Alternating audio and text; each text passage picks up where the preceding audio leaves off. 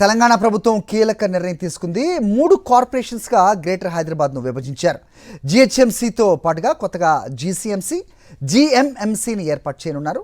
హైదరాబాద్ కార్పొరేషన్లో 150 డివిజన్లు, సైబరాబాద్లో 75, మల్కాజ్గిరిలో 75 డివిజన్లుగా ఏర్పాటు చేశారు. ఈ మేరకు త్వరలో అధికారిక ఉత్తర్వులు ఇవ్వనుంది తెలంగాణ సర్కార్. రైట్, ఇదే అంశానికి సంబంధించి మరిన్ని అప్డేట్స్ మా కరెస్పాండెంట్ రాకేష్ అందిస్తారు. రాకేష్, చెప్పండి, ఎప్పటిలాగా ఒక అఫీషియల్ అనౌన్స్మెంట్ వచ్చే అవకాశం ఉంది. సో మొత్తానికి 3 కార్పొరేషన్గా ఏర్పడుతున్న నేపథ్యంలో డీసెంట్రలైజేషన్ అనేది కీలకంగా ఉన్న నేపథ్యం. సో చాలా అభ్యంతరాల తర్వాత ఈ ఎక్సర్సైజ్ చేస్తోంది ప్రభుత్వం. సో ఎలా చూడాలి, అప్డేట్స్ ఏంటి? ఎస్, జిహెచ్ఎంసీ విషయంలో తెలంగాణ ప్రభుత్వం కీలక నిర్ణయం తీసుకుంది. అయితే అధికారిక ప్రకటన మాత్రమే మిగిలి ఉంది. ప్రస్తుతం ఉన్న జిహెచ్ఎంసీని పరిధిని పెంపు ద్వారా దాదాపుగా 300 డివిజన్లు అయ్యాయి. ఈ 300 డివిజన్లను 3 భాగాలుగా చేయాలని కీలక నిర్ణయం అయితే తెలంగాణ ప్రభుత్వం తీసుకుంది. అయితే ప్రస్తుతం ఉన్న జిహెచ్ఎంసీ పరిధిలోని కొంత భాగాన్ని మాత్రమే మిగతా జోన్లకు బదిలీ చేయబోతున్నారు. అంటే దాదాపుగా 150 డివిజన్లతో హైదరాబాద్ మున్సిపల్ కార్పొరేషన్ ఒకటి ఏర్పాటు చేయబోతున్నారు. దీంతోపాటు మల్కాజ్గిరిని హెడ్ క్వార్టర్గా చేసుకుని మల్కాజ్గిరి మున్సిపల్ కార్పొరేషన్ని 75 డివిజన్లతో ఒక కార్పొరేషన్ ఏర్పాటు చేయబోతున్నారు. అలాగే సైబరాబాద్ని సెంట్రిక్గా చేసుకుని అది కూడా 75 డివిజన్లతో సైబరాబాద్ మున్సిపల్ కార్పొరేషన్ ఏర్పాటు చేయబోతున్నారు. దీనికి అనుగుణంగానే పోలీసు ఇతర శాఖలకు సంబంధించి కూడా వర్కౌట్ చేస్తున్నట్టు సమాచారం.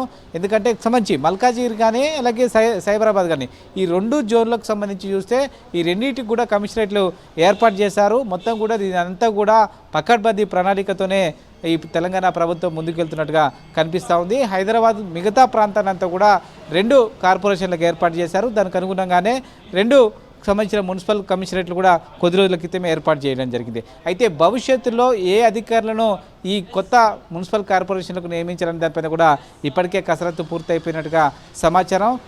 మనకు సంబంధించి సమాచారం చూస్తే సృజన కీలక సంబంధించిన అధికారి మొన్నటి వరకు స్త్రీ శిశు పంచాయతీ రాజ్ శాఖ అధికారిగా పనిచేశారు. ఈమెని కుత్బుల్లాపూర్ అలాగే కూకట్పల్లి, షేర్లింగంపల్లి జోన్లకు బదిలీ చేశారు. అంటే ఇది మొత్తం కూడా సైబరాబాద్ కమిషనరేట్ పరిధిలో ఉంటుంది. ఇది భవిష్యత్తులో కాబోయే మున్సిపల్ కార్పొరేషన్కి హెడ్ క్వార్టర్గా ఉన్న నేపథ్యంలో ఈమె ప్రస్తుతం జిహెచ్ఎంసీకి అడిషనల్ కమిషనర్గా ఉన్న నేపథ్యంలో ఈమెకే సైబరాబాద్ మున్సిపల్ కార్పొరేషన్ బాధ్యతలు అప్పచెప్పే అవకాశం ఉన్నట్టుగా ఒక చర్చ అయితే జరుగుతుందని చెప్పుకోవచ్చు. ఇక మరొక కీలక అధికారి వినయ్ కృష్ణారెడ్డి ప్రస్తుతం ఈయన మల్కాజ్గిరి అలాగే ఎల్బీ నగర్, ఉప్పల్ జోన్లకు అడిషనల్ కమిషనర్ ఇన్ఛార్జిగా పనిచేస్తూ ఉన్నారు. ఈయనే మల్కాజ్గిరి ఏదైతే మున్సిపల్ కార్పొరేషన్ ఏర్పాటు చేయబోతున్నారో దానికి కమిషనర్గా నియమితులు అయ్యే అవకాశం కనిపిస్తూ ఉంది. ఈ మొత్తం కూడా పూర్తిస్థాయి వర్కౌట్ చేసిన తర్వాతనే జిహెచ్ఎంసీ పరిధి పెంపు, ఆ తర్వాత డీసెంట్రలైజేషన్లో బాగా ఈ కార్పొరేషన్ల ఏర్పాటుపైన కీలక నిర్ణయం ఇంటర్నల్గా తీసుకున్నట్టుగా సమాచారం. అసెంబ్లీ సమావేశాల తర్వాత తెలంగాణ క్యాబినెట్ సమావేశాలు ఏర్పాటు చేయబోతున్నారు.